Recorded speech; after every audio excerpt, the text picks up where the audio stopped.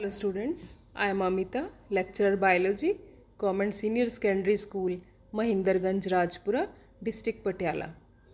Students, ਅੱਜ ਅਸੀਂ class 12th ਦੇ ਇਨਵਾਇਰਮੈਂਟਲ ਐਜੂਕੇਸ਼ਨ ਦਾ ਯੂਨਿਟ 1 ਦਾ ਸੈਕੰਡ ਚੈਪਟਰ ਜੈਵਿਕ ਵਿਭਿੰਨਤਾ ਭਾਗ 2 ਕਰਨ ਜਾ ਰਹੇ ਹਾਂ। ਇਸ ਤੋਂ ਪਹਿਲਾਂ ਵਾਲੇ ਲੈਕਚਰ ਵਿੱਚ ਅਸੀਂ ਲੈਸਨ ਨੰਬਰ 1 ਦੇ ਵਿੱਚ ਅਸੀਂ ਬਾਇਓਡਾਇਵਰਸਿਟੀ ਜੈਵਿਕ ਵਿਭਿੰਨਤਾ ਬਾਰੇ ਕਾਫੀ ਕੁਝ ਜਾਣਕਾਰੀ ਹਾਸਲ ਕੀਤੀ। ਅਸੀਂ ਇਹ ਵੀ ਪੜ੍ਹਿਆ ਕਿ ਇਸ ਧਰਤੀ ਦੇ ਉੱਤੇ ਲਗਭਗ 1.8 ਮਿਲੀਅਨ ਤਰ੍ਹਾਂ ਦੀਆਂ ਸਜੀਵ ਦੀਆਂ ਜਾਤੀਆਂ ਨੇ ਜਿਹੜੀਆਂ ਇਸ ਧਰਤੀ ਦੇ ਉੱਤੇ ਮੌਜੂਦ ਹਨ। ਅਸੀਂ ਇਹ ਵੀ ਪੜ੍ਹਿਆ ਕਿ ਲਿਵਿੰਗ ਆਰਗੇਨਿਜ਼ਮਸ ਇੱਕ ਪਰਿਸਥਿਤਿਕ ਪ੍ਰਬੰਧ ਦੇ ਵਿੱਚ ਆਪਣੀ ਨਾਨ ਲਿਵਿੰਗ ਇਨਵਾਇਰਮੈਂਟ ਦੇ ਨਾਲ ਅੰਤਰਕਿਰਿਆ ਕਰਦੇ ਹਨ। ਇਸ ਚੈਪਟਰ ਦੇ ਵਿੱਚ ਅਸੀਂ ਹੁਣ ਇਹ ਪੜ੍ਹਾਂਗੇ ਕਿ ਲਿਵਿੰਗ ਆਰਗੇਨਿਜ਼ਮ ਕਿਸ ਤਰ੍ਹਾਂ ਦੇ ਨਾਲ ਆਪਸ ਦੇ ਵਿੱਚ ਅੰਤਰਕਿਰਿਆ ਕਰਦੇ ਹਨ ਔਰ ਇਹਦੇ ਨਾਲ ਉਹ ਆਪਣੇ ਆਸ-ਪਾਸ ਦੇ ਇਨਵਾਇਰਮੈਂਟ ਦੇ ਨਾਲ ਵੀ ਕਿਸ ਤਰ੍ਹਾਂ ਦੇ ਨਾਲ ਅੰਤਰਕਿਰਿਆ ਕਰਦੇ ਹਨ।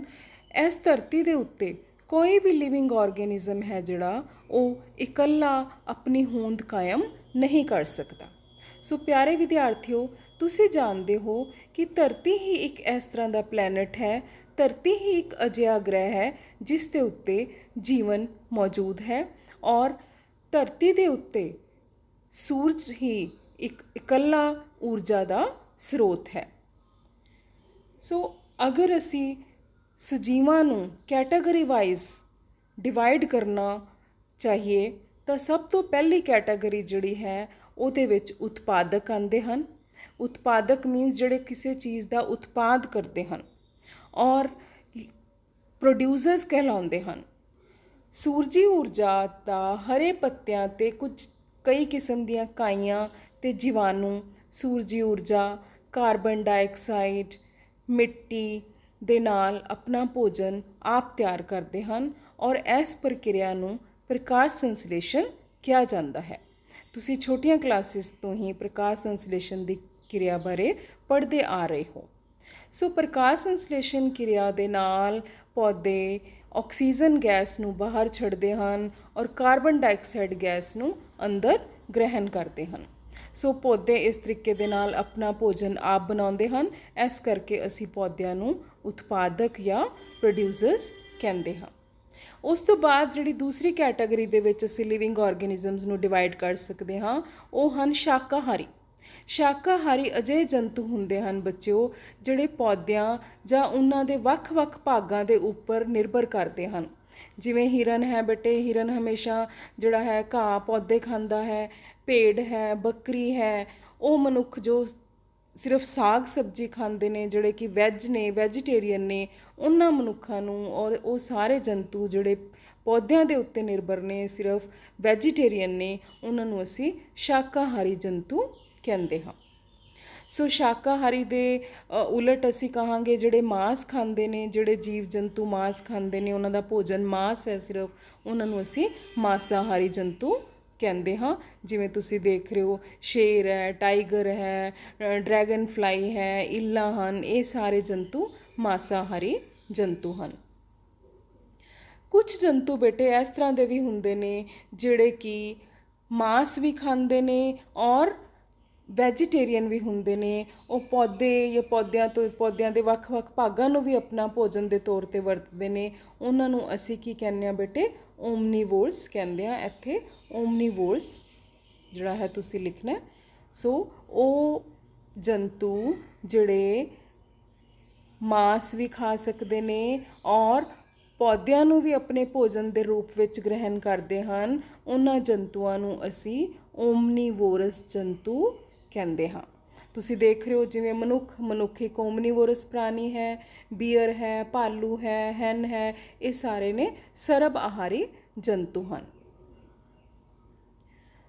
ਇਸ ਸਲਾਈਡ ਦੇ ਵਿੱਚ ਬੇਟੇ ਅਸੀਂ ਤਿੰਨਾਂ ਕੈਟਾਗਰੀਜ਼ ਨੂੰ ਡਿਫਰੈਂਸ਼ੀਏਟ ਕੀਤਾ ਹੈ। ਹਰਬੀਵੋਰਸ ਤੁਸੀਂ ਦੇਖ ਸਕਦੇ ਹੋ, ਹਰਬੀਵੋਰਸ ਨੇ ਜਿਹੜੇ ਸਿਰਫ ਪਲਾਂਟਸ ਜਾਂ ਪਲਾਂਟਸ ਤੋਂ ਪੈਦਾ ਹੋਣ ਵਾਲੇ ਫਲ ਫਰੂਟ ਖਾਂਦੇ ਨੇ। ਥੱਲੇ ਤੁਸੀਂ ਦੇਖ ਰਹੇ ਹੋ ਕਿ ਡੀਅਰ ਹੈ, ਕਾਊ ਹੈ, ਜ਼ੀਬਰਾ ਹੈ, ਆਲ ਦੀਜ਼ ਆਰ ਹਰਬੀਵੋਰਸ ਜਾਂ ਸ਼ਾਕਾਹਾਰੀ ਜੰਤੂ।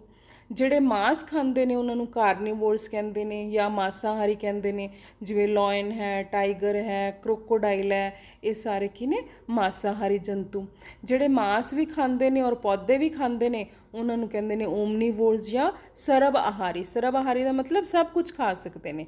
ਉਹਦੇ ਵਿੱਚ ਤੁਸੀਂ ਦੇਖ ਰਹੇ ਹੋ ਕੀ ਆ ਰਿਹਾ? ਭਾਲੂ ਆ ਰਿਹਾ, ਮਨੁੱਖ ਇੱਕ ਸਰਬ ਆਹਾਰੀ ਜੰਤੂ ਹੈ। ਸੋ ਇਹ 3 ਕੈਟਾਗਰੀਜ਼ ਦੇ ਵਿੱਚ ਅਸੀਂ ਡਿਵਾਈਡ ਕਰ ਸਕਦੇ ਹਾਂ, depending upon the type of food and individual take. So ਬੇਟੇ ਹੁਣ ਪੌਦਿਆਂ ਦੀ ਅਗਰ ਅਸੀਂ ਗੱਲ ਕਰੀਏ ਤਾਂ ਪੌਦਿਆਂ ਤੋਂ ਸਾਨੂੰ ਭੋਜਨ ਹੀ ਨਹੀਂ ਮਿਲਦਾ, ਪੌਦਿਆਂ ਤੋਂ ਸਾਨੂੰ ਸਿਰਫ ਆਕਸੀਜਨ ਹੀ ਨਹੀਂ ਮਿਲਦੀ। ਪੌਦੇ ਕਈ ਤਰ੍ਹਾਂ ਦੇ ਕੀੜਿਆਂ ਨੂੰ, ਰੀਂਗਣ ਵਾਲੇ ਜੰਤੂਆਂ ਨੂੰ, ਪੰਛੀਆਂ ਨੂੰ ਅਤੇ ਥਣਧਾਰੀ ਜੰਤੂਆਂ ਨੂੰ ਆਵਾਸ ਵੀ ਪ੍ਰਦਾਨ ਕਰਦੇ ਹਨ। ਹੁਣ ਅਗਰ ਅਸੀਂ ਦੇਖੀਏ ਇੱਕ ਦਰੱਖਤ ਦੇ ਉੱਪਰ, ਤੁਸੀਂ ਦੇਖਦੇ ਹੋ ਕਿ ਦਰੱਖਤ ਦੇ ਉੱਪਰ ਪੰਛੀਆਂ ਦਾ ਆਲਣਾ ਵੀ ਹੁੰਦਾ ਹੈ, ਦਰੱਖਤ ਦੇ ਉੱਪਰ ਕਈ ਤਰ੍ਹਾਂ ਦੀਆਂ ਤਿਤਲੀਆਂ ਵੀ ਮੰਡਰਾ ਰਹੀਆਂ ਹੁੰਦੀਆਂ ਨੇ, ਹੋਰ ਵੀ ਕਈ ਤਰ੍ਹਾਂ ਦੇ ਜੰਤੂ ਨੇ ਜਿਹੜੇ ਦਰੱਖਤ ਦੇ ਉੱਪਰ ਰਹਿੰਦੇ ਨੇ, ਦਰੱਖਤ ਦੀਆਂ ਜੜ੍ਹਾਂ ਦੇ ਵਿੱਚ ਰਹਿੰਦੇ ਨੇ, ਦਰੱਖਤ ਦੇ ਤਣੇ ਦੇ ਅੰਦਰ ਵੀ ਹੁੰਦੇ ਨੇ, ਜਿਨ੍ਹਾਂ ਨੂੰ ਸ਼ਾਇਦ ਅਸੀਂ ਕਦੇ ਨਹੀਂ ਦੇਖਿਆ ਹੋਏਗਾ। ਸੋ ਪੌਦੇ ਜਿਹੜੇ ਨੇ ਕਈ ਤਰ੍ਹਾਂ ਦੇ ਜੀਵ ਜੰਤੂਆਂ ਵਾਸਤੇ ਵੀ ਬਹੁਤ ਲਾਭਦਾਇਕ ਨੇ। ਪੌਦਿਆਂ ਤੋਂ ਸਾਨੂੰ ਫਲ ਫਰੂਟ ਵੀ ਮਿਲਦਾ ਹੈ। ਪੌਦੇ ਨੇ ਜਿਹੜੇ ਹੜ੍ਹਾਂ ਰੋਕਣ ਦੇ ਵਿੱਚ, ਤੂਫਾਨ ਰੋਕਣ ਦੇ ਵਿੱਚ ਵੀ ਮਦਦ ਕਰਦੇ ਨੇ, ਭੌਂ ਖੋਰ ਨੂੰ ਘੱਟ ਕਰਦੇ ਨੇ ਔਰ ਤਾਪਮਾਨ ਨੂੰ ਸਹਿਣਯੋਗ ਬਣਾਉਣ ਵਿੱਚ ਵੀ ਮਦਦ ਕਰਦੇ ਨੇ। ਜਿੰਨੇ ਜ਼ਿਆਦਾ ਦਰੱਖਤ ਹੋਣਗੇ, ਜਿੰਨੇ ਜ਼ਿਆਦਾ ਟਰੀਜ਼ ਹੋਣਗੇ, ਉਨਾ ਜਿਹੜਾ ਹੈ ਗਰਮੀ ਘੱਟ ਹੋਏਗੀ। ਸੋ ਪੌਦੇ ਭੌਤਿਕ ਵਾਤਾਵਰਣ ਦੇ ਵਿੱਚ ਇੱਕ ਬਹੁਤ ਵੱਡੀ ਤਬਦੀਲੀ ਲਿਆ ਸਕਦੇ ਹਨ ਔਰ ਇੱਕ ਸੁਖਾਵੀਂ ਤਬਦੀਲੀ ਲਿਆ ਸਕਦੇ ਹਨ। ਸੋ ਪਲਾਂਟ ਸਾਡੇ ਵਾਸਤੇ ਬਹੁਤ ਹੀ ਮਹੱਤਵਪੂਰਨ ਹਨ। ਸੋ ਬਹੁਤ ਸਾਰੇ ਕੀਟ, ਪਲਾਂਟਸ ਦੇ ਨਾਲ ਨਾਲ ਜੰਤੂ ਵੀ ਸਾਡੇ ਵਾਸਤੇ ਬਹੁਤ ਇੰਪੋਰਟੈਂਟ ਨੇ, ਕਿਉਂਕਿ ਇਸ ਚੈਪਟਰ ਦੇ ਵਿੱਚ ਬੇਟੇ ਅਸੀਂ ਇਹੀ ਪੜ੍ਹਨਾ ਹੈ ਕਿ ਸਾਰੇ ਲਿਵਿੰਗ ਆਰਗੇਨਿਜ਼ਮਸ ਨੇ ਉਹ ਇੱਕ ਦੂਸਰੇ ਦੇ ਉੱਤੇ ਆਤਮ ਨਿਰਭਰ ਨੇ, ਇੱਕ ਦੂਸਰੇ ਵਾਸਤੇ ਉਹ ਬੈਨੀਫੀਸ਼ੀਅਲ ਨੇ। ਕੁਝ ਆਰਗੇਨਿਜ਼ਮਸ ਕਿਸੇ ਵਾਸਤੇ ਹਾਨੀਕਾਰਕ ਵੀ ਹੋ ਸਕਦੇ ਨੇ, ਉਹ ਵੀ ਅਸੀਂ ਅੱਗੇ ਜਾ ਕੇ ਦੇਖਾਂਗੇ, ਲੇਕਿਨ ਫਿਲਹਾਲ ਅਸੀਂ ਉਹ ਜੰਤੂ ਦੀ ਗੱਲ ਕਰ ਰਹੇ ਹਾਂ ਜਿਹੜੇ ਸਾਡੇ ਵਾਸਤੇ ਲਾਭਦਾਇਕ ਨੇ। ਹੁਣ ਸ਼ਹਿਦ ਹੈ, ਜਿਹੜੀ ਸ਼ਹਿਦ ਇੱਕ ਬਹੁਤ ਅੱਛੀ ਜਿਹੜੀ ਹੈਗੀ ਹੈ, ਐਂਟੀਸੈਪਟਿਕ ਹੈ, ਐਂਟੀਬਾਇਓਟਿਕ ਵੀ ਹੈ, ਠੀਕ ਹੈ। ਸੋ ਸ਼ਹਿਦ ਜਿਹੜੀ ਹੈ, ਸ਼ਹਿਦ ਦੀਆਂ ਮੱਖੀਆਂ ਬਣਾਉਂਦੀਆਂ ਨੇ। ਪੰਛੀ ਨੇ, ਕੀੜੇ ਨੇ, ਉਹ ਪਰਾਗਣ ਦੇ ਵਿੱਚ ਬਹੁਤ ਵੱਡੀ ਹੈਲਪ ਕਰਦੇ ਨੇ। ਬੇਟੇ ਤੁਸੀਂ ਜਾਣ ਕੇ ਹੈਰਾਨ ਹੋਵੋਗੇ ਕਿ ਪਰਾਗਣ ਕਿਰਿਆ ਪਹਿਲਾਂ ਤੁਹਾਨੂੰ ਪਤਾ ਹੋਣੀ ਚਾਹੀਦੀ ਹੈ।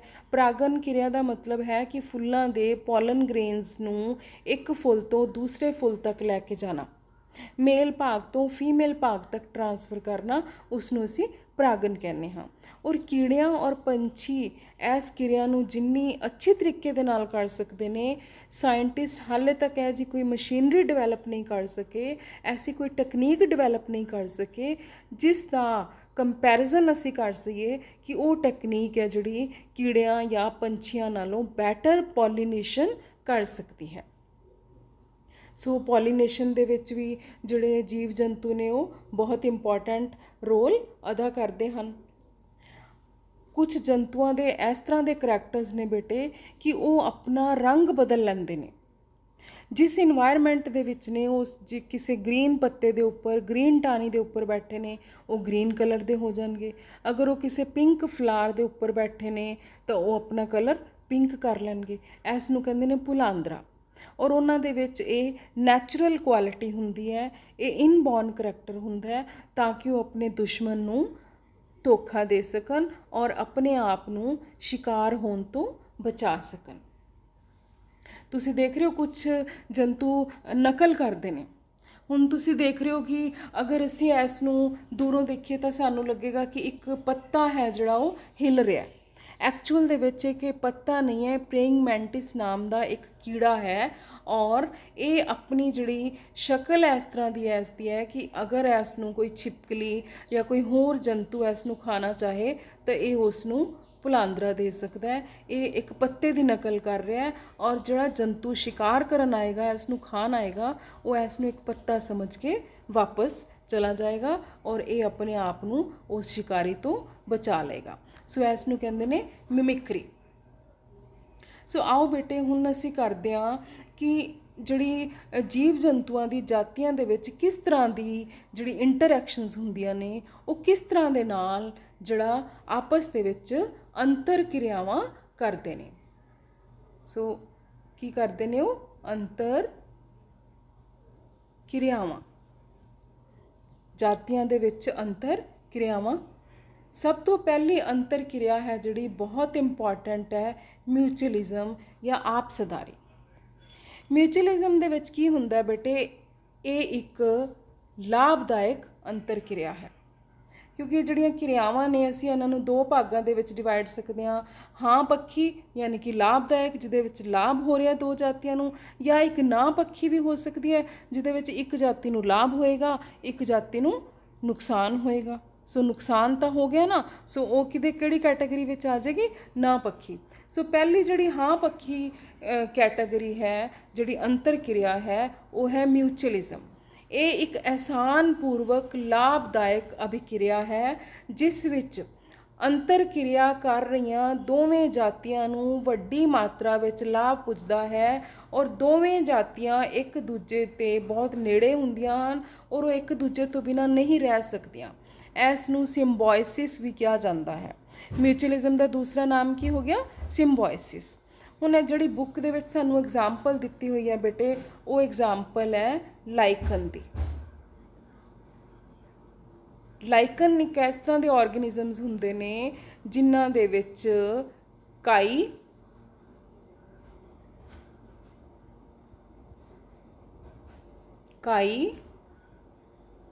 ਪਲੱਸ ਉੱਲੀ ਦੋ ਆਰਗੇਨਿਜ਼ਮਸ ਨੂੰ ਮਿਲ ਕੇ ਬਣੇ ਹੋਏ ਨੇ ਜਿਨ੍ਹਾਂ ਨੂੰ ਅਸੀਂ ਕਹਿੰਦੇ ਹਾਂ ਲਾਈਕਨਸ। ਹੁਣ ਕਾਈ ਕੀ ਕਰਦੀ ਹੈ, ਕਾਈ ਉੱਲੀ ਨੂੰ ਭੋਜਨ ਦਿੰਦੀ ਹੈ ਕਿਉਂਕਿ ਉੱਲੀ ਦੇ ਵਿੱਚ ਕਲੋਰੋਫਿਲ ਨਹੀਂ ਹੈ, ਉੱਲੀ ਆਪਣਾ ਭੋਜਨ ਆਪ ਨਹੀਂ ਬਣਾ ਸਕਦੀ। ਉੱਲੀ ਕਾਈ ਨੂੰ ਖਣਿਜ ਪਦਾਰਥ ਦਿੰਦੀ ਹੈ ਜਿਸ ਦੇ ਨਾਲ ਕਾਈ ਜਿਹੜੀ ਹੈ ਕਾਈ ਨੂੰ ਭੋਜਨ ਤਿਆਰ ਕਰਨ ਦੇ ਵਿੱਚ ਮਦਦ ਮਿਲਦੀ ਹੈ।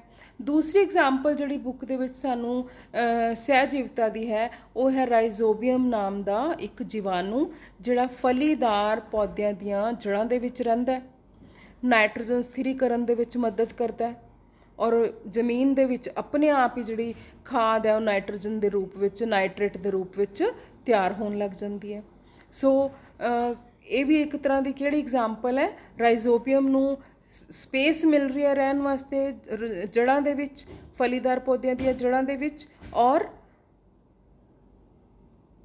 ਪਲਾਂਟ ਨੂੰ ਕੀ ਮਿਲ ਰਿਹਾ, ਉਸ ਨੂੰ ਖਾਦ ਮਿਲ ਰਹੀ ਹੈ ਇਨ ਦਾ ਫਾਰਮ ਆਫ ਨਾਈਟ੍ਰੇਟਸ। ਦੂਸਰੀ ਜਿਹੜੀ ਅੰਤਰ ਕਿਰਿਆ ਹੈ ਉਹ ਹੈ ਕੋਮੈਂਸਲਿਜ਼ਮ, ਸਹਿਭੋਜ। ਇਹ ਜਿਹੜੀ ਅੰਤਰ ਕਿਰਿਆ ਹੈ ਇਹ ਦੋ ਜਾਤੀਆਂ ਦੇ ਵਿੱਚ ਅਜਿਹਾ ਰਿਸ਼ਤਾ ਹੈ ਜਿਸ ਵਿੱਚ ਇੱਕ ਨੂੰ ਲਾਭ ਪੁੱਜਦਾ ਹੈ ਅਤੇ ਦੂਸਰੀ ਜਾਤੀ ਨੂੰ ਨਾ ਕੋਈ ਲਾਭ ਹੁੰਦਾ ਹੈ ਨਾ ਕੋਈ ਹਾਨੀ ਹੁੰਦੀ ਹੈ। ਦੋ ਜਾਤੀਆਂ ਬੇਟੇ ਆਪਸ ਦੇ ਵਿੱਚ ਅੰਤਰ ਕਿਰਿਆ ਕਰ ਰਹੀਆਂ ਨੇ, ਇੱਕ ਨੂੰ ਫਾਇਦਾ ਹੋ ਰਿਹਾ, ਦੂਸਰੀ ਨੂੰ ਨਾ ਫਾਇਦਾ ਹੋ ਰਿਹਾ ਨਾ ਨੁਕਸਾਨ ਹੋ ਰਿਹਾ। ਸੋ ਇਸ ਟਾਈਪ ਦੀ ਅੰਤਰ ਕਿਰਿਆ ਨੂੰ ਅਸੀਂ ਕਹਿੰਦੇ ਹਾਂ ਸਹਿਭੋਜ ਜਾਂ ਕੋਮੈਂਸਲਿਜ਼ਮ। ਇਹਦੀ ਬੈਸਟ ਐਗਜ਼ਾਮਪਲ ਹੈ ਜਿਹੜੀ ਉਹ ਹੈ ਆਰਕਿਡ।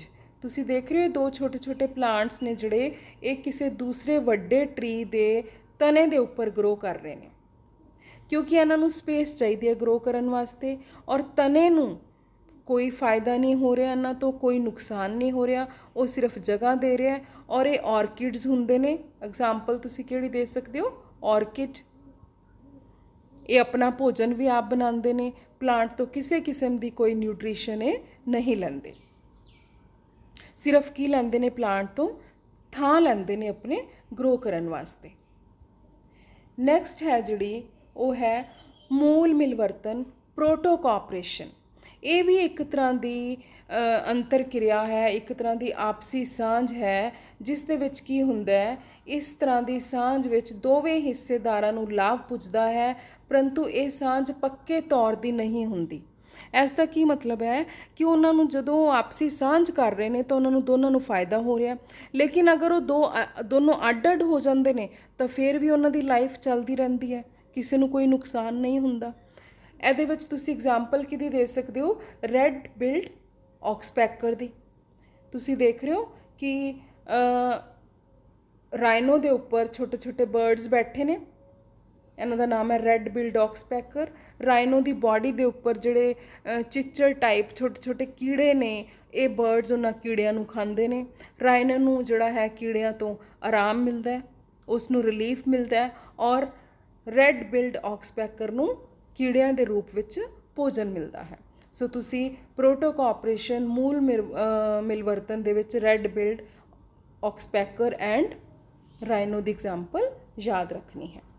ਬੇਟੇ ਹੁਣ ਅਸੀਂ ਗੱਲ ਕਰਦੇ ਹਾਂ ਹਾਨੀਕਾਰਕ ਜਾਂ ਨਾਵਾਚਕ ਅੰਤਰਕਿਰਿਆਵਾਂ, ਜਿਹਦੇ ਵਿੱਚ ਦੋ ਜਾਤੀਆਂ ਜਿਹੜੀਆਂ ਅੰਤਰਕਿਰਿਆ ਕਰ ਰਹੀਆਂ ਨੇ, ਜਿਹੜੀਆਂ ਇੰਟਰਡਿਪੈਂਡੈਂਟ ਨੇ, ਇੰਟਰਐਕਸ਼ਨਸ ਕਰ ਰਹੀਆਂ ਨੇ, ਉਹਨਾਂ ਵਿੱਚੋਂ ਜਾਂ ਤਾਂ ਦੋਨਾਂ ਨੂੰ ਨੁਕਸਾਨ ਹੋ ਰਿਹਾ ਜਾਂ ਇੱਕ ਨੂੰ ਨੁਕਸਾਨ ਹੋ ਰਿਹਾ, ਇੱਕ ਨੂੰ ਕੋਈ ਫਾਇਦਾ ਜਾਂ ਕੋਈ ਨੁਕਸਾਨ ਨਹੀਂ ਹੋ ਰਿਹਾ।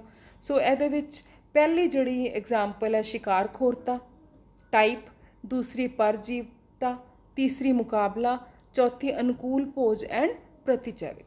ਆਓ ਅਸੀਂ ਇੱਕ ਇੱਕ ਕਰਕੇ ਇਹਨਾਂ ਨੂੰ ਸਮਝਣ ਦੀ ਕੋਸ਼ਿਸ਼ ਕਰਦੇ ਹਾਂ। ਸੋ ਪਹਿਲਾਂ ਅਸੀਂ ਅਗਰ ਸ਼ਿਕਾਰਖੋਰਤਾ ਦੀ ਗੱਲ ਕਰੀਏ ਤਾਂ ਬੇਟੇ ਸ਼ਿਕਾਰਖੋਰਤਾ ਮੀਨ ਸ਼ਿਕਾਰ ਕਰਨਾ। ਜਿਸ ਤਰ੍ਹਾਂ ਸ਼ੇਰ ਜੰਗਲ ਦੇ ਵਿੱਚ ਸ਼ਿਕਾਰ ਕਰਦਾ ਹੈ, ਉਹ ਆਪਣਾ ਸ਼ਿਕਾਰ ਲੱਭਦਾ ਹੈ, ਫਿਰ ਹੌਲੀ ਹੌਲੀ ਤਾਕ ਲਗਾ ਕੇ ਉਹਦੇ ਵੱਲ ਭੱਜ ਕੇ ਜਾਂਦਾ ਹੈ, ਫਿਰ ਉਸ ਨੂੰ ਜਿਹੜਾ ਹੈ ਆਪਣੀ ਦੰਦਾਂ ਦੀ ਗ੍ਰਿਫਤ ਵਿੱਚ ਲੈ ਲੈਂਦਾ ਹੈ। ਸੋ ਜਿਹੜਾ ਸ਼ਿਕਾਰ ਕਰ ਰਿਹਾ ਉਹ ਸ਼ਿਕਾਰੀ ਹੈ, ਔਰ ਜਿਹੜਾ ਉਸ ਦਾ ਸ਼ਿਕਾਰਖੋਰ ਹੈ ਔਰ ਜਿਹਦਾ ਸ਼ਿਕਾਰ ਹੋ ਰਿਹਾ ਉਸ ਨੂੰ ਅਸੀਂ ਪ੍ਰੇ ਜਾਂ ਸ਼ਿਕਾਰ ਕਹਿੰਦੇ ਹਾਂ। ਇਹ ਸਾਨੂੰ ਪਤਾ ਹੈ, ਬਹੁਤ ਕਾਮਨ ਐਗਜ਼ਾਮਪਲ ਹੈ। ਤੁਸੀਂ ਸ਼ੇਰ ਔਰ ਹਿਰਨ ਦੀ ਐਗਜ਼ਾਮਪਲ ਹੈ ਜਿਹੜੀ, ਸ਼ੇਰ ਔਰ ਹਿਰਨ ਦੇ ਵਿੱਚ ਕਿਸ ਤਰ੍ਹਾਂ ਦੀ ਇੰਟਰੈਕਸ਼ਨ ਹੈ ਬੇਟੇ? ਸ਼ਿਕਾਰਖੋਰਤਾ। ਨੈਗੇਟਿਵ ਹੈ, ਨਾ ਪੱਖੀ ਹੈ, ਹਾਨੀਕਾਰਕ ਹੈ ਜਾਂ ਹਾਂ ਪੱਖੀ ਹੈ? Very good, you are right, ਇਹ ਇੱਕ ਨਾ ਪੱਖੀ ਇੰਟਰੈਕਸ਼ਨ ਹੈ ਸ਼ਿਕਾਰਖੋਰਤਾ। ਬੇਟੇ ਹੁਣ ਤੁਸੀਂ ਇਹ ਜਾਣ ਕੇ ਹੈਰਾਨ ਹੋਵੋਗੇ ਕਿ ਕੁਝ ਪੌਦੇ ਨੇ ਜਿਹੜੇ ਉਹ ਵੀ ਮਾਸਖੋਰੇ ਹੁੰਦੇ ਨੇ, ਕਾਰਨੀਵੋਰਸ ਹੁੰਦੇ ਨੇ। ਹੁਣ ਇਹ ਕਿਸ ਤਰ੍ਹਾਂ? ਤੁਸੀਂ ਇਹਦੇ ਵਿੱਚ ਐਗਜ਼ਾਮਪਲ ਲੈ ਸਕਦੇ ਹੋ ਬੇਟੇ, ਡਾਇਨੀਆ ਦੀ ਐਗਜ਼ਾਮਪਲ ਦਿੱਤੀ ਹੈ, ਬਲੈਡਰ ਵਰਟ ਵੀ ਇਹਨੂੰ ਕਹਿੰਦੇ ਨੇ। ਤੁਸੀਂ ਦੇਖ ਰਹੇ ਹੋ ਕਿ ਜਿਵੇਂ ਇਹਦੇ ਉੱਪਰ ਕੋਈ ਇਨਸੈਕਟ ਛੋਟਾ ਜਿਹਾ ਆ ਕੇ ਬੈਠਦਾ ਹੈ, ਇਹਦੇ ਲੀਵਸ ਦਾ ਜਿਹੜਾ ਸਟਰਕਚਰ ਇਸ ਤਰ੍ਹਾਂ ਦਾ ਬਣਿਆ ਹੋਇਆ ਹੈ ਕਿ ਲੀਵਸ ਉਹਨੂੰ ਆਪਣੀ ਗ੍ਰਿਫਤ ਵਿੱਚ ਲੈ ਲੈਂਦਾ। ਜਦੋਂ ਇੱਕ ਵਾਰੀ ਉਹ ਬੰਦ ਹੋ ਗਿਆ, ਇਨਸੈਕਟ ਉਹਦੇ ਲੀਫ ਦੇ ਵਿੱਚ ਫਸ ਗਿਆ, ਤਾਂ ਹੌਲੀ ਹੌਲੀ ਉਹ ਡਾਈਜੈਸਟ ਹੋ ਜਾਂਦਾ ਅੰਦਰ ਔਰ ਪੱਤੇ ਨੂੰ ਨਿਊਟ੍ਰੀਸ਼ਨ ਮਿਲ ਜਾਂਦੀ ਹੈ। ਦੂਸਰੀ ਐਗਜ਼ਾਮਪਲ ਹੈ ਜਿਹੜੀ ਯੂਟ੍ਰੀਕੁਲੇਰੀਆ ਦੀ ਦਿੱਤੀ ਹੋਈ ਹੈ ਆਪਣੀ ਬੁੱਕ ਦੇ ਵਿੱਚ। ਯੂਟ੍ਰੀਕੁਲੇਰੀਆ ਵੀ ਤੁਸੀਂ ਦੇਖ ਰਹੇ ਹੋ ਪਾਣੀ ਦੇ ਵਿੱਚ ਜਿਹੜਾ ਗਰੋ ਕਰਨ ਵਾਲਾ ਪੌਦਾ ਹੈ। ਇਹਦੇ ਵਿੱਚ ਵੀ ਪਾਣੀ ਦੇ ਵਿੱਚ ਜਿਹੜੇ ਛੋਟੇ ਛੋਟੇ ਜੀਵ ਨੇ, ਜਦੋਂ ਇਹਦੇ ਕੋਲ ਆਉਂਦੇ ਨੇ, ਟੱਚ ਕਰਦੇ ਨੇ, ਤੇ ਉਹਨਾਂ ਨੂੰ ਆਪਣੀ ਬਾਡੀ ਦੇ ਅੰਦਰ ਲੈ ਲੈਂਦਾ ਔਰ ਇਹਨਾਂ ਤੋਂ ਨਿਊਟ੍ਰੀਸ਼ਨ ਪ੍ਰਾਪਤ ਕਰਦਾ ਹੈ। ਸੋ ਇਹਨਾਂ ਪੌਦਿਆਂ ਨੂੰ ਅਸੀਂ ਕਹਿੰਦੇ ਹਾਂ ਕਾਰਨੀਵੋਰਸ ਪਲਾਂਟਸ ਜਾਂ ਮਾਸਖੋਰੇ ਪਲਾਂਟਸ। ਹੁਣ ਬੇਟੇ ਅਸੀਂ ਗੱਲ ਕਰਦੇ ਹਾਂ ਪਰਜੀਵਤਾ ਦੀ, ਪੈਰਾਸਿਟਿਜ਼ਮ। ਪੈਰਾਸਿਟਿਜ਼ਮ ਇੱਕ ਅਜਿਹੀ ਸਾਂਝ ਹੈ ਬੇਟੇ ਜਿਸ ਦੇ ਵਿੱਚ ਇੱਕ ਜਾਤੀ ਜਿਹੜੀ ਕਿ ਆਕਾਰ ਵਿੱਚ ਬਹੁਤ ਛੋਟੀ ਹੈ, ਉਸ ਨੂੰ ਕੀ ਕਹਿੰਦੇ ਨੇ? ਪਰਜੀਵੀ ਜਾਂ ਪੈਰਾਸਾਈਟ। ਔਰ ਇੱਕ ਵੱਡੀ ਜਾਤੀ ਦੇ ਬਾਡੀ ਦੇ ਅੰਦਰ ਰਹੇਗੀ ਜਾਂ ਉਸ ਦੇ ਉੱਪਰ ਰਹੇਗੀ, ਉਸ ਨੂੰ ਅਸੀਂ ਕਹਾਂਗੇ ਮੇਜ਼ਬਾਨ। ਪਰਜੀਵੀ ਆਪਣੇ ਮੇਜ਼ਬਾਨ ਤੋਂ ਭੋਜਨ ਵੀ ਪ੍ਰਾਪਤ ਕਰਦਾ ਹੈ ਔਰ ਆਵਾਸ ਵੀ ਪ੍ਰਾਪਤ ਕਰਦਾ ਹੈ। ਹੁਣ ਇਹ ਪਰਜੀਵੀ ਦੋ ਤਰ੍ਹਾਂ ਦੇ ਹੋ ਸਕਦੇ ਨੇ ਬੇਟੇ, ਜਿਵੇਂ ਮੈਂ ਕਿਹਾ ਕਿ ਇਹ ਆਪਣੇ ਮੇਜ਼ਬਾਨ ਦੀ ਬਾਡੀ ਦੇ ਅਗਰ ਉੱਪਰ ਰਹਿਣਗੇ ਤਾਂ ਅਸੀਂ ਕਹਾਂਗੇ ਬਾਹਰੀ ਪਰਜੀਵੀ, ਐਕਟੋਪੈਰਾਸਾਈਟ। ਹੁਣ ਐਕਟੋਪੈਰਾਸਾਈਟ ਦੇ ਵਿੱਚ ਜਿਹੜੀ ਪਲਾਂਟਸ ਦੀ ਵੀ ਐਗਜ਼ਾਮਪਲ ਅਸੀਂ ਦੇਖਾਂਗੇ, ਐਨੀਮਲਸ ਦੀ ਐਗਜ਼ਾਮਪਲ ਵੀ ਦੇਖਾਂਗੇ। ਅਗਰ ਅਸੀਂ ਪਲਾਂਟਸ ਦੀ ਐਗਜ਼ਾਮਪਲ ਦੇਖੀਏ ਤਾਂ ਬੇਟੇ ਅਮਰਵੇਲ, ਕਸਕਿਊਟਾ ਪਲਾਂਟ, ਯਾਦ ਰੱਖਣਾ ਤੁਸੀਂ, ਅਮਰਵੇਲ ਕਸਕਿਊਟਾ ਪਲਾਂਟ। ਕਿੱਕਰ ਦੇ ਉੱਪਰ ਤੁਸੀਂ ਕਈ ਵਾਰੀ ਇਹਨੂੰ ਨੋਟ ਕੀਤਾ ਹੋਏਗਾ, ਜਿਹੜੀ ਹੈ ਧਾਗਿਆਂ ਦੇ ਤਰ੍ਹਾਂ ਪੂਰੇ ਦਰਖਤ ਦੇ ਉੱਤੇ ਇਹਨੇ ਜਾਲ ਬਣਾਇਆ ਹੁੰਦਾ ਹੈ ਔਰ ਉਸ ਦਰਖਤ ਦੀ ਟਹਿਣੀਆਂ ਤੋਂ ਇਹ ਪੂਰੀ ਨਿਊਟ੍ਰੀਸ਼ਨ ਹੈ ਜਿਹੜੀ ਹਾਸਲ ਕਰਦੀ ਹੈ ਔਰ ਹੌਲੀ ਹੌਲੀ ਉਹ ਜਿਹੜਾ ਦਰਖਤ ਹੈ ਉਹ ਮਰਨਾ ਸ਼ੁਰੂ ਹੋ ਜਾਂਦਾ ਹੈ, ਸੁੱਕਣਾ ਸ਼ੁਰੂ ਹੋ ਜਾਂਦਾ ਹੈ। ਦੂਸਰੀ ਐਗਜ਼ਾਮਪਲ ਬੇਟੇ ਲੋਰੈਂਥਸ ਹੈ, ਵਿਸਕਮ ਹੈ, ਰੈਫਲਸੀਆ। ਇਹ ਬਹੁਤ ਇੰਟਰਸਟਿੰਗ ਐਗਜ਼ਾਮਪਲ ਹੈ ਰੈਫਲਸੀਆ ਬੇਟੇ। ਇੱਕ ਤਾਂ ਇੱਥੋਂ ਤੁਹਾਨੂੰ ਇੱਕ ਹੋਰ ਕੁਐਸਚਨ ਦਾ ਆਨਸਰ ਮਿਲੇਗਾ ਕਿ ਰੈਫਲਸੀਆ ਸਭ ਤੋਂ ਵੱਡਾ ਫਲਾਰ ਹੈ, ਬਹੁਤ ਵੱਡੇ ਸਾਈਜ਼ ਦਾ ਫਲਾਰ ਹੁੰਦਾ ਹੈ ਔਰ ਇਹ ਵਾਈਨ ਜਿਹੜੀ ਹੈਗੀ ਹੈ ਜੰਗਲੀ ਫਲਾਰ ਹੈ। ਵਾਈਨ ਦੀਆਂ ਜਿਹੜੀਆਂ ਟਹਿਣੀਆਂ ਹੁੰਦੀਆਂ ਨੇ ਉਹਦੇ ਉੱਪਰ ਇਹ ਐਕਟੋਪੈਰਾਸਾਈਟ ਹੈ, ਉਹਦੇ ਤੋਂ ਆਪਣੀ ਨਿਊਟ੍ਰੀਸ਼ਨ ਪ੍ਰਾਪਤ ਕਰਦਾ ਹੈ। ਸੋ ਐਕਟੋਪੈਰਾਸਾਈਟ ਬਾਹਰੀ ਪਰਜੀਵੀ ਜਿਹੜੇ ਮੇਜ਼ਬਾਨ ਦੀ ਬਾਡੀ ਦੇ ਬਾਹਰ ਰਹਿ ਕੇ ਉਸ ਤੋਂ ਨਿਊਟ੍ਰੀਸ਼ਨ ਪ੍ਰਾਪਤ ਕਰਦੇ ਨੇ। ਇਸੇ ਤਰ੍ਹਾਂ ਬੇਟੇ ਅੰਦਰੂਨੀ ਪਰਜੀਵੀ ਵੀ ਹੁੰਦੇ ਨੇ ਜਿਹੜੇ ਕਿ ਬਾਡੀ ਦੇ ਜੰਤੂਆਂ ਦੀ ਅਗਰ ਅਸੀਂ ਗੱਲ ਕਰੀਏ, ਬਾਹਰੀ ਪਰਜੀਵੀ ਆਪਾਂ ਪੌਦਿਆਂ ਦੀ ਗੱਲ ਕੀਤੀ ਸੀ, ਜੂਆਂ, ਐਨੀਮਲਸ ਦੀ ਬਾਡੀ ਦੇ ਉੱਤੇ ਜੂਆਂ ਹੁੰਦੀਆਂ ਨੇ। ਹਿਊਮਨ ਦੇ ਵੀ ਕਈ ਵਾਰੀ ਜਿਹੜੀਆਂ ਹੇਅਰਸ ਦੇ ਵਿੱਚ ਜੂਆਂ ਪੈਦਾ ਹੋ ਜਾਂਦੀਆਂ ਨੇ। ਸਿਉਂਕ, ਮਾਈਟ, ਲੱਕੜ ਦੇ ਉੱਤੇ ਸਿਉਂਕ ਲੱਗ ਜਾਂਦੀ ਹੈ। ਸੋ ਇਹ ਕਿਹੜੇ ਨੇ? ਬਾਹਰੀ ਪਰਜੀਵੀ।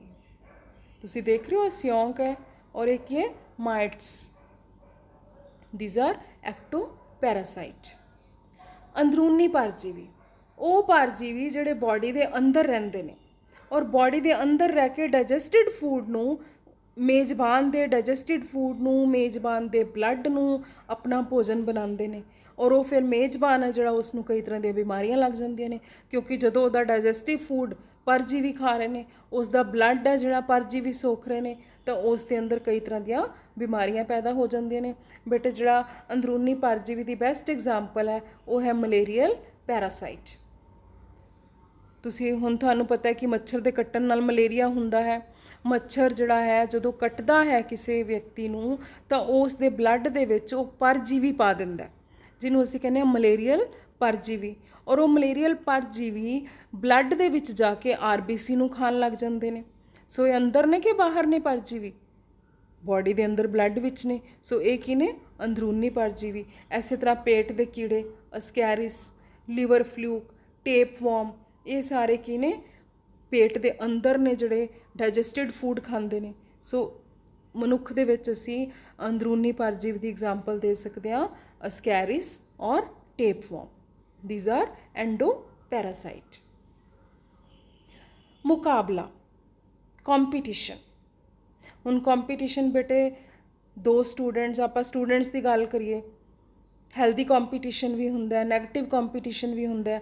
ਅਗਰ ਦੋ ਸਟੂਡੈਂਟਸ ਆਪਸ ਦੇ ਵਿੱਚ ਕੰਪੀਟੀਸ਼ਨ ਕਰ ਰਹੇ ਨੇ ਕਿ ਮੈਂ ਵੀ, ਤੇਰੇ 90% ਮਾਰਕਸ ਆਏ ਨੇ, ਮੈਂ ਵੀ ਅਗਲੀ ਵਾਰੀ 90% ਲੈ ਕੇ ਆਵਾਂਗਾ, ਠੀਕ ਹੈ, ਤਾਂ ਇੱਕ ਤਰ੍ਹਾਂ ਦਾ ਹੈਲਦੀ ਕੰਪੀਟੀਸ਼ਨ ਹੈ। ਲੇਕਿਨ ਅਗਰ ਅਸੀਂ ਜੈਲਸੀ ਨਾਲ ਕਹੀਏ ਕਿ ਮੇਰੇ 90% ਆਉਣਗੇ ਔਰ ਰੱਬ ਕਰੇ ਤੇਰੇ ਅਗਲੀ ਵਾਰੀ ਘੱਟ ਆਉਣ, ਮਨ 'ਚ ਮਨ ਅਸੀਂ ਸੋਚੀਏ, ਤਾਂ ਇਹ ਅਨਹੈਲਦੀ ਕੰਪੀਟੀਸ਼ਨ ਹੈ। ਸੋ ਠੀਕ ਹੈ, ਇੱਥੇ ਜਿਹੜੀ ਕੰਪੀਟੀਸ਼ਨ ਦੀ ਗੱਲ ਕਰ ਰਹੇ ਹਾਂ ਅਸੀਂ, ਉਹ ਇੱਕ ਅਨਹੈਲਦੀ ਕੰਪੀਟੀਸ਼ਨ ਹੈ, ਜਿਹਦੇ ਵਿੱਚ ਦੋਨਾਂ ਜਾਤੀਆਂ ਨੂੰ, ਜਿਹੜੀ ਕੰਪੀਟੀਸ਼ਨ ਦੀ ਅੰਤਰ ਕਿਰਿਆ ਕਰ ਰਹੀਆਂ ਨੇ, ਉਹਨਾਂ ਨੂੰ ਨੁਕਸਾਨ ਹੁੰਦਾ। ਹੁਣ ਜਾਤੀਆਂ ਵੀ ਬੇਟੇ ਕਿਹੜੀਆਂ ਹੋ ਸਕਦੀਆਂ ਨੇ? ਜਾਂ ਤਾਂ ਉਹ ਇੰਟਰ ਸਪੈਸੀਫਿਕ ਮੁਕਾਬਲਾ ਹੋ ਸਕਦਾ ਹੈ। ਇੰਟਰ ਸਪੈਸੀਫਿਕ ਮੀਨਸ ਦੋ ਅਲੱਗ-ਅਲੱਗ ਜਾਤੀਆਂ ਦੇ ਵਿੱਚ ਮੁਕਾਬਲਾ ਹੋ ਰਿਹਾ, ਚਾਹੇ ਉਹ ਭੋਜਨ ਲਈ ਹੋ ਰਿਹਾ, ਚਾਹੇ ਸਥਾਨ ਲਈ ਹੋ ਰਿਹਾ, ਲੇਕਿਨ ਦੋ ਡਿਫਰੈਂਟ ਟਾਈਪ ਦੀਆਂ ਜਾਤੀਆਂ ਨੇ। ਆਓ ਆਪਾਂ ਸਮਝਣ ਦੀ ਕੋਸ਼ਿਸ਼ ਕਰਦੇ ਹਾਂ। ਹੁਣ ਤੁਸੀਂ ਦੇਖ ਰਹੇ ਹੋ ਇਹ ਘਾਹ ਦੇ ਮੈਦਾਨ ਨੇ। ਘਾਹ ਦੇ ਮੈਦਾਨ ਵਿੱਚ ਤਾਂ ਘਾਹ ਹੀ ਹੋਏਗੀ।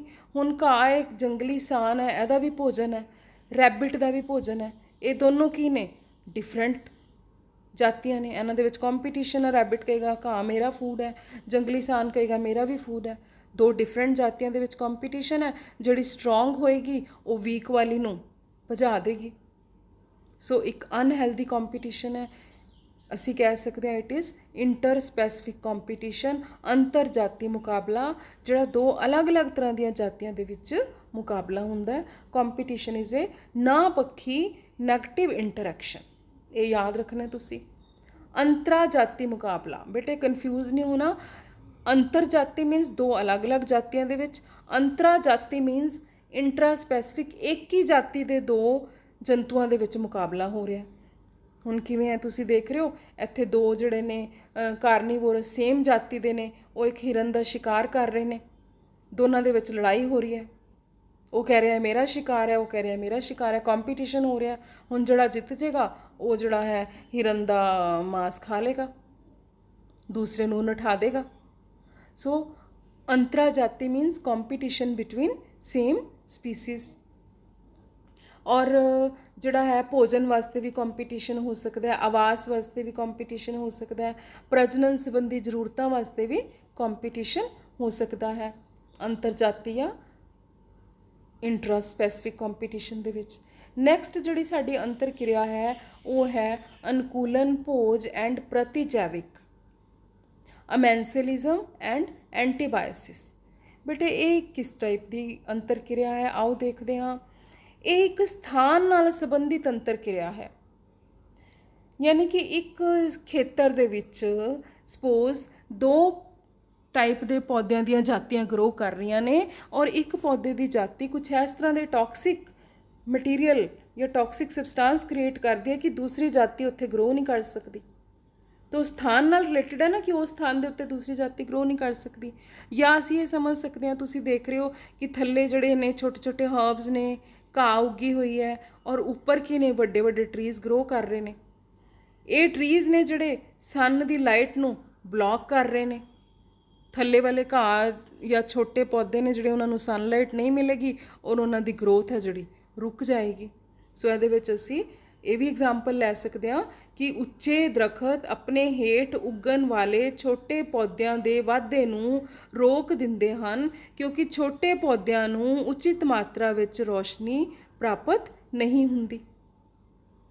ਪ੍ਰਤੀਜੈਵਿਕ ਦਾ ਕੀ ਮਤਲਬ ਹੈ? ਇਹ ਇੱਕ ਤਰ੍ਹਾਂ ਦੀ ਇੰਟਰੈਕਸ਼ਨ ਹੈ, ਇੱਕ ਤਰ੍ਹਾਂ ਦਾ ਅਨੁਕੂਲ ਭੋਜ ਹੈ, ਜਿਸ ਵਿੱਚ ਇੱਕ ਜਾਤੀ ਆਪਣੇ ਜ਼ਹਿਰੀਲੇ ਉਤਪਾਦਨ ਰਾਹੀਂ ਦੂਸਰੀ ਜਾਤੀ ਨੂੰ ਨੁਕਸਾਨ ਪਹੁੰਚਾਉਂਦੀ ਹੈ, ਜਿਵੇਂ ਮੈਂ ਤੁਹਾਨੂੰ ਪਹਿਲਾਂ ਹੀ ਦੱਸਿਆ। ਔਰ ਉਹ ਜਿਹੜਾ ਟੌਕਸਿਕ ਮਟੀਰੀਅਲ ਕ੍ਰੀਏਟ ਕਰ ਰਹੀ ਹੈ, ਉਸ ਨੂੰ ਕਹਿੰਦੇ ਨੇ ਐਲੋਕੈਮੀਕਲਸ ਜਾਂ ਐਲੋਮੋਨਸ। ਉਦਾਹਰਨ ਲਈ ਪੈਨਸੀਲੀਅਮ ਨੋਟੇਟਮ ਇੱਕ ਤਰ੍ਹਾਂ ਦੀ ਉੱਲੀ ਹੈ। ਇਹਦੇ ਵਿੱਚੋਂ ਇੱਕ ਕੈਮੀਕਲ ਨਿਕਲਦਾ ਹੈ ਜਿਸ ਦੀ ਦਵਾਈ ਬਣਦੀ ਹੈ ਪੈਨਸਲਿਨ, ਬਹੁਤ ਇੰਪੋਰਟੈਂਟ ਦਵਾਈ। ਔਰ ਪੈਨਸਲਿਨ ਕਈ ਤਰ੍ਹਾਂ ਦੇ ਹਾਨੀਕਾਰਕ ਜੀਵਾਣੂਆਂ ਦੀ ਗਰੋਥ ਨੂੰ, ਵਾਧੇ ਨੂੰ ਰੋਕ ਸਕਦੀ ਹੈ। ਸੋ ਇੱਕ ਜੀਵਾਣੂ ਨੇ ਇੱਕ ਟੌਕਸਿਕ ਪਦਾਰਥ ਕ੍ਰੀਏਟ ਕੀਤਾ, ਪੈਦਾ ਕੀਤਾ ਦੂਸਰੇ ਹਾਨੀਕਾਰਕ ਜੀਵਾਣੂਆਂ ਨੂੰ ਮਾਰਨ ਵਾਸਤੇ। ਸੋ ਇੱਕ ਤਰ੍ਹਾਂ ਦੀ ਨੈਗੇਟਿਵ ਇੰਟਰੈਕਸ਼ਨ ਹੈ। ਲੇਕਿਨ ਪੈਨਸਲਿਨ ਦੇ ਕੇਸ ਵਾਸਤੇ, ਸਾਡੇ ਵਾਸਤੇ ਬਹੁਤ ਫਾਇਦੇ ਦੀ ਹੈ, ਕਿਉਂਕਿ ਪੈਨਸਲਿਨ ਬਹੁਤ ਸਾਰੀਆਂ ਦਵਾਈਆਂ, ਬਹੁਤ ਸਾਰੇ ਰੋਗਾਂ ਦੇ ਅਗੇਂਸਟ ਵਰਤੀ ਜਾਂਦੀ ਹੈ। ਇਸੇ ਤਰ੍ਹਾਂ ਬੇਟੇ ਤੁਸੀਂ ਦੇਖ ਰਹੇ ਹੋ, ਲਾਲ ਕਾਈ ਸਮੁੰਦਰ ਦੇ ਵਿੱਚ ਹੁੰਦੀ ਹੈ, ਹਰੀ ਕਾਈ ਤਾਂ ਅਸੀਂ ਆਮ ਹੀ ਦੇਖਦੇ ਹਾਂ। ਇਹ ਵੀ ਕਈ ਤਰ੍ਹਾਂ ਦੇ ਜ਼ਹਿਰੀਲੇ ਪਦਾਰਥ ਪਾਣੀ ਦੇ ਵਿੱਚ ਪੈਦਾ ਕਰਦੀਆਂ ਨੇ, ਔਰ ਉਹਦੇ ਕਰਕੇ ਪਾਣੀ ਦੇ ਵਿੱਚ ਰਹਿਣ ਵਾਲੇ ਜਿਹੜੇ ਜੀਵ ਜੰਤੂ ਨੇ, ਉਹਨਾਂ ਨੂੰ ਬਹੁਤ ਨੁਕਸਾਨ ਹੁੰਦਾ ਹੈ। ਠੀਕ ਹੈ। ਸੋ ਹੁਣ ਅਸੀਂ ਦੇਖਦੇ ਹਾਂ ਕਿ ਅਸੀਂ ਪੌਦਿਆਂ ਦੇ ਉੱਤੇ ਹਵਾ, ਆਕਸੀਜਨ ਔਰ ਭੋਜਨ ਤੋਂ ਇਲਾਵਾ ਹੋਰ ਕਿਹੜੀਆਂ ਚੀਜ਼ਾਂ ਨੇ ਜਿਨ੍ਹਾਂ ਦੇ ਉੱਤੇ ਅਸੀਂ ਪੌਦਿਆਂ ਦੇ ਉੱਤੇ ਨਿਰਭਰ ਹਾਂ। ਪੌਦਿਆਂ ਤੋਂ ਬੇਟੇ ਸਾਨੂੰ ਇਮਾਰਤੀ ਲੱਕੜੀ ਮਿਲਦੀ ਹੈ। ਭੋਜਨ ਦਾ ਤਾਂ ਸਾਨੂੰ ਪਤਾ ਹੀ ਹੈ, ਕਿਸੇ ਵੀ ਕਿਸਮ ਦਾ ਜਿਹੜਾ ਭੋਜਨ ਹੈ ਉਹ ਸਾਨੂੰ, ਸ਼ਾਕਾਹਾਰੀ ਭੋਜਨ ਪੌਦਿਆਂ ਤੋਂ ਹੀ ਪ੍ਰਾਪਤ ਹੁੰਦਾ ਹੈ। ਪੌਦਿਆਂ ਤੋਂ ਕਈ ਤਰ੍ਹਾਂ ਦੀਆਂ ਦਵਾਈਆਂ ਮਿਲਦੀਆਂ ਨੇ। 120 ਤੋਂ ਵੱਧ ਜਾਤੀਆਂ ਨੇ ਪੌਦਿਆਂ ਦੀਆਂ ਬੇਟੇ, ਜਿਨ੍ਹਾਂ ਤੋਂ ਦਵਾਈਆਂ ਅੱਜ ਬਣਾਈਆਂ ਜਾ ਰਹੀਆਂ ਨੇ। ਤੁਸੀਂ ਇਹਨਾਂ ਦੇ ਨਾਮ ਵੀ ਨੇ ਜਿਹੜੇ ਪੜ੍ਹ ਸਕਦੇ ਹੋ, ਜਿਵੇਂ ਤੁਲਸੀ ਹੈ, ਧਨੀਆ ਹੈ, ਪੁਦੀਨਾ ਹੈ, ਅਜਵਾਇਨ ਹੈ। ਇਹ ਸਾਰੀਆਂ ਹਰਬਸ ਨੇ। ਐਲੋਵੀਰਾ ਹੈ, ਜਿਸ ਨੂੰ ਘੀਕਵਾਰ ਕਹਿੰਦੇ ਨੇ। ਇਹ ਸਾਰੀਆਂ, ਕੜੀ ਪੱਤਾ ਹੈ। ਆਈ ਹੋਪ ਕਿ ਤੁਹਾਡੇ ਸਕੂਲ ਦੇ ਵਿੱਚ ਹਰਬਲ ਗਾਰਡਨ ਦੇ ਵਿੱਚ ਇਹ ਸਾਰੇ ਜਿਹੜੇ ਹਰਬਸ ਨੇ ਗਰੋ ਕੀਤੀਆਂ ਹੋਣਗੀਆਂ, ਤੁਸੀਂ ਜ਼ਰੂਰ ਦੇਖੀਆਂ ਹੋਣਗੀਆਂ। ਸੋ ਪੌਦਿਆਂ ਤੋਂ ਸਾਨੂੰ ਕਈ ਤਰ੍ਹਾਂ ਦੀਆਂ ਜੜੀ ਬੂਟੀਆਂ ਔਰ ਦਵਾਈਆਂ ਵੀ ਮਿਲਦੀਆਂ ਨੇ। ਜੈਵਿਕ ਵਿਭਿੰਨਤਾ ਦੇ ਕਰਕੇ ਸੈਰ ਸਪਾਟਾ ਜਿਹੜਾ ਹੈ, ਟੂਰਿਜ਼ਮ ਨੂੰ ਬਹੁਤ ਜਿਹੜਾ ਹੈ ਹੁੰਗਾਰਾ ਮਿਲਦਾ ਹੈ। ਜਦੋਂ ਵੀ ਗਰਮੀ ਦੀਆਂ ਛੁੱਟੀਆਂ ਹੁੰਦੀਆਂ ਨੇ, ਅਸੀਂ ਪਹਾੜਾਂ 'ਤੇ, ਸਾਡਾ ਮਨ ਕਰਦਾ ਪਹਾੜਾਂ 'ਤੇ ਘੁੰਮ ਕੇ ਆਈਏ, ਕਿਉਂਕਿ ਪਹਾੜ ਨੇ ਜਿਹੜੇ ਇੱਕ ਬਹੁਤ ਹੀ ਨੇਚਰ ਦੇ ਬਿਊਟੀਫੁਲ ਇੱਕ ਕ੍ਰੀਏਸ਼ਨ ਹੈ। ਉੱਥੇ ਅਲੱਗ ਤਰ੍ਹਾਂ ਦੀ ਜੈਵਿਕ ਵਿਭਿੰਨਤਾ ਸਾਨੂੰ ਦੇਖਣ ਨੂੰ ਮਿਲਦੀ ਹੈ। ਸਾਡੇ ਮਨ ਨੂੰ ਖੁਸ਼ੀ ਮਹਿਸੂਸ ਹੁੰਦੀ ਹੈ ਜਦੋਂ ਅਸੀਂ ਪਹਾੜ ਦੇਖਦੇ ਹਾਂ। ਸੋ ਇਹ ਕਿਹਦੇ ਕਰਕੇ ਪੋਸੀਬਲ ਹੈ ਬੇਟੇ? ਜੈਵਿਕ ਵਿਭਿੰਨਤਾ ਕਰਕੇ, ਤਰ੍ਹਾਂ ਤਰ੍ਹਾਂ ਦੇ ਪ੍ਰਸਥਿਤਿਕ ਪ੍ਰਬੰਧ ਕਰਕੇ। ਠੀਕ ਹੈ। ਚਾਹੇ ਅਸੀਂ ਸਮੁੰਦਰ 'ਤੇ ਜਾਈਏ, ਸਮੁੰਦਰ ਵੀ ਇੱਕ ਤਰ੍ਹਾਂ ਦਾ ਪ੍ਰਸਥਿਤਿਕ ਪ੍ਰਬੰਧ ਹੈ। ਉੱਥੇ ਸਾਨੂੰ ਅਲੱਗ ਤਰ੍ਹਾਂ ਦੇ ਜਿਹੜੇ ਐਨੀਮਲਸ ਨੇ, ਜੰਤੂ ਨੇ, ਉਹ ਦੇਖਣ ਨੂੰ ਮਿਲਣਗੇ। ਹੁਣ ਜੰਤੂਆਂ ਤੋਂ ਸਾਨੂੰ ਕੀ ਫਾਇਦਾ ਬੇਟੇ? ਜੰਤੂਆਂ ਤੋਂ ਹੁਣ ਦੁੱਧ ਦੇਣ ਵਾਲੇ ਜੰਤੂ ਹੁੰਦੇ ਨੇ, ਭਾਰ ਢੋਣ ਵਾਲੇ ਜੰਤੂ ਨੇ। ਠੀਕ ਹੈ। ਕੁਛ ਐਸੇ ਜੰਤੂ ਨੇ ਜਿਨ੍ਹਾਂ ਤੋਂ ਸਾਨੂੰ ਮਾਸ, ਮੀਟ, ਅੰਡੇ ਮਿਲਦੇ ਨੇ। ਇਹ ਅਸੀਂ ਛੋਟੀਆਂ ਕਲਾਸਿਸ ਦੇ ਵਿੱਚ ਵੀ ਪੜ੍ਹ ਚੁੱਕੇ ਹਾਂ। ਠੀਕ ਹੈ। ਸੋ ਜੰਤੂਆਂ ਤੋਂ ਕੀ ਫਾਇਦਾ ਹੈ? ਹੁਣ ਬੇਟੇ ਅਗਰ ਅਸੀਂ ਭਾਰਤ ਦੀ ਗੱਲ ਕਰੀਏ ਤਾਂ ਵੀ ਆਰ ਵੈਰੀ ਲੱਕੀ ਕਿ ਵੀ ਆਰ ਇੰਡੀਅਨਸ, ਅਸੀਂ ਭਾਰਤ ਵਿੱਚ ਰਹਿੰਦੇ ਹਾਂ। ਭਾਰਤ ਇੱਕ ਵੱਡੀ ਵਿਭਿੰਨਤਾ ਵਾਲਾ ਖੇਤਰ ਹੈ, ਬਹੁਤ ਜੈਵਿਕ ਵਿਭਿੰਨਤਾ, ਮੈਗਾ ਡਾਇਵਰਸਿਟੀ ਕੰਟਰੀ ਹੈ। ਬਹੁਤ ਵੱਡੀ ਜਿਹੜੀ ਜੈਵਿਕ ਵਿਭਿੰਨਤਾ ਹੈ ਭਾਰਤ ਵਿੱਚ ਪਾਈ ਜਾਂਦੀ ਹੈ। ਠੀਕ ਹੈ। ਭਾਰਤ ਦੇ ਵਿੱਚ ਕਈ ਤਰ੍ਹਾਂ ਦੇ ਪ੍ਰਸਥਿਤਿਕ ਪ੍ਰਬੰਧ ਨੇ। ਤੁਸੀਂ ਦੇਖ ਰਹੇ ਹੋ ਕੀ ਲਿਖਿਆ ਹੋਇਆ ਇਹਦੇ ਵਿੱਚ? ਐਲਪਾਈਨ ਬਨਸਪਤੀ ਤੋਂ ਲੈ ਕੇ, ਜੰਗਲਾਂ ਤੋਂ ਲੈ ਕੇ, ਸਮੁੰਦਰ ਦੇ ਕੰਢਿਆਂ, ਸਿੱਲੀਆਂ ਧਰਤੀਆਂ ਤੱਕ ਹੈ ਜਿਹੜੀ ਜੈਵਿਕ ਵਿਭਿੰਨਤਾ ਫੈਲੀ ਹੋਈ ਹੈ। ਬੁੱਕ ਦੇ ਵਿੱਚ ਇਹ ਆંકੜੇ ਦਿੱਤੇ ਹੋਏ ਨੇ ਕਿ ਭਾਰਤ ਦੇ ਵਿੱਚ ਜੰਗਲੀ ਪੌਦਿਆਂ ਦੀ ਕਿਹੜੀ ਕਿਹੜੀ ਵਿਭਿੰਨਤਾ ਹੈ, ਕਿੰਨੇ ਤਰ੍ਹਾਂ ਦੀਆਂ ਕਾਈਆਂ ਨੇ, ਕਿੰਨੇ ਤਰ੍ਹਾਂ ਦੀਆਂ ਉੱਲੀਆਂ ਨੇ, ਕਿੰਨੇ ਤਰ੍ਹਾਂ ਦੇ ਬਰਾਇਓਫਾਈਟਸ ਨੇ। ਅਸੀਂ ਸਾਡੇ ਪਿਛਲੇ ਲੈਕਚਰ ਦੇ ਵਿੱਚ ਵੀ ਇਹ ਆંકੜੇ ਨੇ ਜਿਹੜੇ ਪੜ੍ਹੇ ਸੀਗੇ। ਇਹ ਆંકੜੇ ਬੇਟੇ ਤੁਹਾਨੂੰ ਯਾਦ ਕਰਨ ਦੀ ਜ਼ਰੂਰਤ ਨਹੀਂ ਹੈ, but you must feel proud ਕਿ ਇਹ ਇਸ ਤਰ੍ਹਾਂ ਦੀ ਵਿਭਿੰਨਤਾ ਸਾਡੇ ਭਾਰਤ ਵਿੱਚ ਦੇਖਣ ਨੂੰ ਮਿਲਦੀ ਹੈ। ਇਸੇ ਤਰ੍ਹਾਂ ਭਾਰਤ ਦੇ ਵਿੱਚ ਅਗਰ ਅਸੀਂ ਘਰੇਲੂ ਪੌਦਿਆਂ ਦੀ ਗੱਲ ਕਰੀਏ, ਡੋਮੈਸਟਿਕ ਪਲਾਂਟਸ ਜਿਹੜੇ ਕਿ ਅਸੀਂ ਗਰੋ ਕਰਨੇ ਆ, ਉਹ ਵੀ ਬਹੁਤ ਤਰ੍ਹਾਂ ਦੇ ਪਲਾਂਟਸ ਨੇ। ਕਿਹੜੇ ਕਿਹੜੇ ਪਲਾਂਟਸ ਨੇ? ਫਲਾਂ ਦੀਆਂ 104 ਜਾਤੀਆਂ ਗਰੋ ਕੀਤੀਆਂ ਜਾਂਦੀਆਂ, ਮਸਾਲੇ ਨੇ, ਹਰਬਸ ਨੇ ਜਿਹੜੇ 21 ਜਾਤੀਆਂ, ਦਾਲਾਂ ਅਤੇ ਸਬਜ਼ੀਆਂ 55 ਤਰ੍ਹਾਂ ਦੀਆਂ ਜਾਤੀਆਂ ਨੇ ਜਿਹੜੀਆਂ ਭਾਰਤ ਦੇ ਵਿੱਚ ਗਰੋ ਕੀਤੀਆਂ ਜਾਂਦੀਆਂ ਨੇ। ਭਾਰਤ ਵਿੱਚ ਜੰਗਲੀ ਜਾਨਵਰਾਂ ਦੀ ਵਿਭਿੰਨਤਾ, ਕਿੰਨੇ ਕੁ ਤਰ੍ਹਾਂ ਦੇ ਜੰਗਲੀ ਜਾਨਵਰ ਨੇ ਬੇਟੇ? ਇਹ ਵੀ ਦੇਖੋ ਆંકੜੇ, ਬਹੁਤ ਵੱਡੇ ਆંકੜੇ ਨੇ ਜਿਹੜੇ ਦੱਸਦੇ ਨੇ ਕਿ ਭਾਰਤ ਇੱਕ ਜੈਵਿਕ ਵਿਭਿੰਨਤਾ ਦੇ ਨਾਲ ਭਰਪੂਰ ਦੇਸ਼ ਹੈ। ਠੀਕ ਹੈ, ਸੋ ਸਾਨੂੰ ਆਪਣੇ ਦੇਸ਼ ਦੀ ਜੈਵਿਕ ਵਿਭਿੰਨਤਾ ਦੀ ਸਾਂਭ ਸੰਭਾਲ ਕਰਨ ਦੀ ਬਹੁਤ ਲੋੜ ਹੈ। ਭਾਰਤ ਵਿੱਚ ਘਰੇਲੂ, ਇਸੇ ਤਰ੍ਹਾਂ ਜਿਵੇਂ ਘਰੇਲੂ ਪੌਦੇ ਕੀਤੇ ਸੀ, ਭਾਰਤ ਵਿੱਚ ਘਰੇਲੂ ਜੰਤੂਆਂ ਦੀ ਵਿਭਿੰਨਤਾ, ਭੇਡਾਂ ਨੇ, ਬੱਕਰੀਆਂ ਨੇ, ਊਂਠ ਨੇ, ਜਿਹੜੇ ਘਰੇਲੂ ਜੰਤੂ ਨੇ ਜਿਨ੍ਹਾਂ ਨੂੰ ਅਸੀਂ ਪਾਲਦੇ ਹਾਂ ਆਪਣੇ ਕੰਮ ਵਾਸਤੇ, ਆਪਣੇ ਬੈਨੀਫਿਟ ਵਾਸਤੇ, ਉਹਨਾਂ ਦੀਆਂ ਵੀ ਇੰਨੀਆਂ ਵੈਰਾਈਟੀਜ਼ ਮਿਲਦੀਆਂ ਨੇ। ਹੁਣ ਬੇਟੇ ਕਿਉਂਕਿ ਅਸੀਂ ਪੰਜਾਬ ਸਟੇਟ ਦੇ ਵਾਸੀ ਹਾਂ, ਤਾਂ ਪੰਜਾਬ ਦੇ ਵਿੱਚ ਕਿੰਨੀ ਕੁ ਜੈਵਿਕ ਵਿਭਿੰਨਤਾ ਹੈ ਉਹ ਤਾਂ ਸਾਨੂੰ ਸਭ ਤੋਂ ਪਹਿਲਾਂ ਪਤਾ ਹੋਣੀ ਚਾਹੀਦੀ ਹੈ। ਪੰਜਾਬ ਵਿੱਚ ਜੰਗਲੀ ਜੰਤੂਆਂ ਦੀ ਵਿਭਿੰਨਤਾ, ਇਹਦੇ ਵੀ ਆંકੜੇ ਬੁੱਕ ਵਿੱਚ ਦਿੱਤੇ ਹੋਏ ਨੇ। ਸਾਨੂੰ ਇਹਨਾਂ ਬਾਰੇ ਨੌਲੇਜ ਹੋਣੀ ਚਾਹੀਦੀ ਹੈ ਕਿ ਕਿੰਨੇ ਤਰ੍ਹਾਂ ਦੇ ਜੰਗਲੀ ਜੰਤੂ ਨੇ ਜਿਹੜੇ ਪੰਜਾਬ ਦੇ ਵਿੱਚ ਪਾਏ ਜਾਂਦੇ ਨੇ। ਪੰਜਾਬ ਦੇ ਵਿੱਚ ਜੰਗਲੀ ਪੌਦਿਆਂ ਦੀ ਕਿੰਨੀ ਵਿਭਿੰਨਤਾ ਹੈ, ਕਿਹੜੇ ਕਿਹੜੇ ਜੰਗਲੀ ਪੌਦੇ ਨੇ ਜਿਹੜੇ ਪੰਜਾਬ ਦੇ ਜੰਗਲਾਂ ਦੇ ਵਿੱਚ ਮਿਲਦੇ ਨੇ। ਇਸੇ ਤਰ੍ਹਾਂ ਪੰਜਾਬ ਦੇ ਵਿੱਚ ਪਾਲਤੂ ਜਾਤੀਆਂ, ਠੀਕ ਹੈ, ਜਿਹੜੇ ਪਾਲਤੂ ਜਾਤੀਆਂ ਪਸ਼ੂਆਂ ਦੀਆਂ, ਜੰਤੂਆਂ ਦੀਆਂ ਕਿਹੜੀਆਂ ਕਿਹੜੀਆਂ ਨੇ, ਭਾਵੇਂ ਉਹ ਦੁੱਧ ਦੇਣ ਵਾਲੇ ਜੰਤੂ ਨੇ ਜਾਂ ਭਾਰ ਢੋਣ ਵਾਲੇ ਜੰਤੂ ਨੇ, ਕਿਸੇ ਵੀ ਤਰ੍ਹਾਂ ਦੇ ਜੰਤੂ ਨੇ। ਘਰੇਲੂ ਜਿਹੜੀਆਂ ਜਾਤੀਆਂ ਨੇ ਕਿੰਨੀਆਂ ਨੇ, ਇਹਦੇ ਬਾਰੇ ਸਾਨੂੰ ਕੁਛ ਨਾ ਕੁਛ ਨੌਲੇਜ ਹੋਣੀ ਚਾਹੀਦੀ ਹੈ। ਸੋ ਇਹ ਜਿਹੜੀ ਸਾਰੀ ਨੌਲੇਜ ਹੈ ਜਿਹੜੀ ਪੰਜਾਬ ਦੀ ਹੈ, ਠੀਕ ਹੈ, ਉਹਦੇ ਵਾਸਤੇ ਬਾਇਓਡਾਇਵਰਸਿਟੀ ਜਿਹੜਾ ਹੈ ਇੱਕ ਹੌਟ ਸਪੌਟ ਨੇ, ਜਿਹੜੇ ਪੂਰੇ ਦੇਸ਼ ਦੇ ਵਿੱਚ ਹੌਟ ਸਪੌਟਸ ਨੇ, ਉਹਨਾਂ ਨੂੰ ਇੱਕ ਅਲੱਗ ਪਹਿਚਾਣ ਦਿੱਤੀ ਗਈ। ਔਰ ਇਹ ਹੌਟ ਸਪੌਟ ਦਾ ਜਿਹੜਾ ਕੰਸੈਪਟ ਹੈ ਨਾਰਮਨ ਮੇਜਰ ਨੇ ਦਿੱਤਾ। ਠੀਕ ਹੈ, ਉੱਚ ਜੈਵਿਕ ਵਿਭਿੰਨਤਾ ਵਾਲੇ ਸਥਾਨ ਨੂੰ ਹੌਟ ਸਪੌਟ ਕਿਹਾ ਜਾਂਦਾ ਹੈ। ਜਿੱਥੇ ਵੀ ਜੈਵਿਕ ਵਿਭਿੰਨਤਾ ਬਹੁਤ ਹੋਏਗੀ ਉਹਨੂੰ ਕਹਿਣਗੇ ਜੈਵਿਕ ਵਿਭਿੰਨਤਾ ਦਾ ਹੌਟ ਸਪੌਟ ਹੈ। ਔਰ ਭਾਰਤ ਦੇ ਵਿੱਚ ਬੇਟੇ 2 ਹੌਟ ਸਪੌਟ ਨੇ, ਪੱਛਮੀ ਘਾਟ and western Ghat and eastern Himalayas. 2 important hot spot ਨੇ, western Ghat and eastern Himalaya, ਜਿੱਥੇ ਕਈ ਤਰ੍ਹਾਂ ਦੇ ਜੰਗਲੀ ਜੀਵ, ਜਲੀ ਜੀਵ, ਜਲੀ ਥਲੀ ਜੀਵ ਜਿਹੜੇ ਕਿ ਅਸੀਂ ਦੇਖੇ ਵੀ ਨਹੀਂ ਹੋਣਗੇ, ਉੱਥੇ ਸਾਨੂੰ ਦੇਖਣ ਨੂੰ ਮਿਲਣਗੇ।